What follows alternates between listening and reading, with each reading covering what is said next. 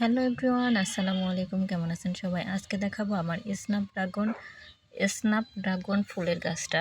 এই দেখেন, আমি বারবার রিপিট করতেছি এই ফুলের নামটা স্ন্যাপড্রাগন, ঠিক আছে? আসলে আমি প্রথম যখন কিনে নিয়ে আসছি আমি জানতাম না আসলে এই ফুলের নাম কি, এমনি ভালো লাগছিল জন্য কিনে নিয়ে আসছি।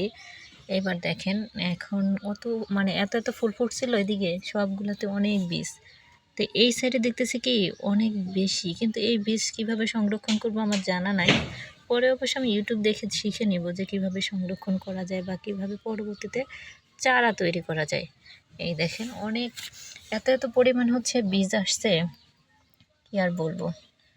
দেখতে কিন্তু অসাধারণ লাগছে, ফুলগুলাও দেখতে সুন্দর। আবার দেখেন এই যে এখানে ফলগুলো আছে, ফুলগুলা ঝরে গিয়ে এই ফলগুলো আসছে আর কি। এই দেখেন, এটা অনেক বেশি সুন্দর, অনেক বড় বড় হয়েছে আর কি।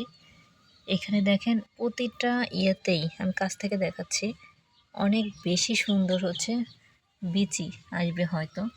আর এই সাইডে অনেকটা হচ্ছে আবার গাছ বের হচ্ছে, গাছ বলতে কি ডালপালা বের হয়ে ফুল আসবে সম্ভবত এগুলা। এটা শুধু হয়তো শীতেই হয়, আমি জানি না এটা সম্পর্কে ভালো তেমন, তারপরেও আপনাদের দেখাচ্ছি। আমার কিন্তু দেখতে অনেক ভালো লাগছে। আপনাদের কেমন লাগছে একটু কমেন্ট করে জানাবেন।